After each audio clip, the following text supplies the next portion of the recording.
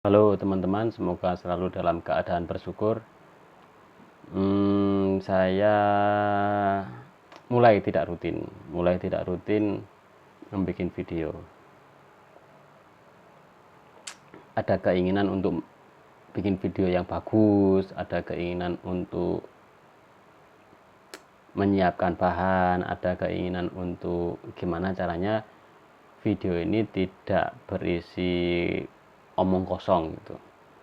Jadi keinginan-keinginan itu malah jadi beban pas bikin video grogi, sebelum bikin video nanti dulu belum lengkap, jadinya malah nggak rutin.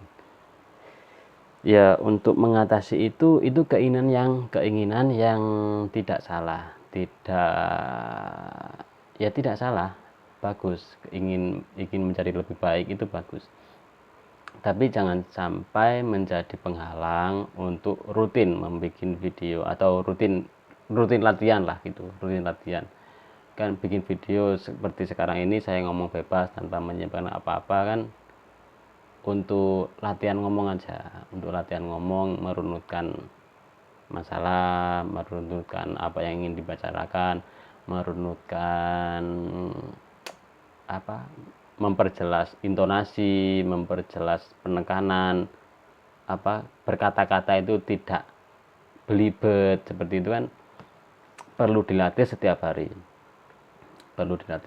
Saya kalau berlatih seperti ini selalu ingat Pak Gita dengan kemampuan komunikasi seperti itu, yang sudah expert seperti itu setiap hari. Ini dari ucapan beliau ketika interview dengan Mas pendiri Cakap, sebuah lembaga pendidikan bahasa dan komunikasi. Itu beliau bilang bahwa beliau sampai saat ini dari kuliah, dari awal-awal kerja, setelah kuliah kerja, terus ketemu orang Yunani, punya bos orang Yunani, itu dikritik diberi saran lah oleh bosnya itu, kamu itu komunikasinya jelek, latihannya ngomong di depan kaca setidaknya 20 kali. Itulah yang dilakukan Mbak Gita dari usia 20-an sampai saat ini. Setiap hari latihan, bahkan sampai saat ini pun masih dilakukan. Nah, sekelas Pak Gita aja masih latihan gitu, masih perlu latihan terus menerus. Jadi latihan itu memang tidak mengenal umur, tidak mengenal usia. Dan latihan pun kita dalam latihannya tidak hanya latihan, ya ada isinya, ada ya itu tadi, satu persatu komunikasi mata, melihat kamera, terus pengucapan yang jelas, penekanan, mana yang ditekan, mana yang datar, seperti itu kan perlu dilatih. Jadi saya ingin setiap hari lah, keinginan untuk menjadi lebih baik itu bagus, tapi jangan sampai itu membuat saya tidak rutin latihan. Jadi ada seminggu sekali yang dijadikan senjata, ini andalan bagusnya ini. Ada yang 2 hari sekali, itu obrolan enteng, obrolan setiap hari. Ya seperti menulis itu saya melakukan jurnal syukur ya, hal-hal yang sepele. Saya hari ini kerja, alhamdulillah. Hari ini saya sarapan ini, hari ini saya bisa ngopi bareng istri, ngobrol. Sore-sore saya bisa menyiram tanaman,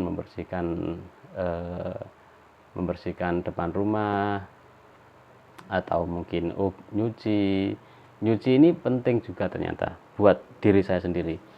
Nyuci piring yang saya bahas. Nyuci piring itu misalnya, itu selalu saya syukuri, karena setelah nyuci piring itu saya merasakan kelegaan, merasakan ada rasa plong ketika melihat sesuatu yang kotor. Dengan kita bertindak ya nggak capek sih dengan kita bertindak itu lalu menjadi bersih, dari kotor menjadi bersih dalam waktu singkat dengan usaha yang sedikit, itu memberikan energi. Itu saya lakukan. Itu manfaat nomor satu. Manfaat nomor dua ya membantu istri. Jadi ketika kita membantu kan ringan aja mencuci piring, membantu istri, terus istri jadi ya seneng lah diperhatikan gitu. Dalam hal perhatian kita ke istri kan tidak hanya ngobrol, tidak hanya memberi uang dapur atau uang jajan. Mencuci piring, membantu pekerjaan rumah itu juga salah satu perhatian yang perlu diberikan kepada istri. Jadi ada dua, ada rasa plong dan rasa membantu, ada bantuan lah untuk istri. Jadi istri lebih enak komunikasi, jadinya merasa senang, banyak senyumnya. Kalau mungkin mau cemberut karena merasa dibantu, jadi nggak jadi cemberut gitu. Itu cuci itu biasanya selalu saya lakukan malam sebelum tidur gitu. Biasanya kan sebelum tidur mungkin ya baca-baca, lihat podcast atau nulis kayak gitu ya. Biasanya sebelum nulis hal yang saya anggap malam itu saya puncaki, sebelum saya puncaki itu saya ke belakang itu entah cuci muka dulu, entah pipis dulu gitu ya. Terus saya lihat cucian di piring itu ada ndak ya, ada piring yang kotor ndak, kalau ada ya saya cuci dulu. Nah itu bikin seger. Jadi ketika sudah seger memuncaki tulisan atau memuncaki bikin video itu lebih enak, otak lebih enak, hati lebih enteng, ada rasa gembira gitu teman-teman. Oke, terima kasih telah mendengarkan ocehan saya. Berapa? 8 menit. Oke ya, cukup lah 8 menit, minimal 2 hari ada 8 sampai 10 menit. Paling tidak saya akan meluangkan waktu 2 hari sekali bikin video latihan bicara selama kurang lebih 10 menit. Oke, terima kasih. Wassalamualaikum warahmatullahi wabarakatuh.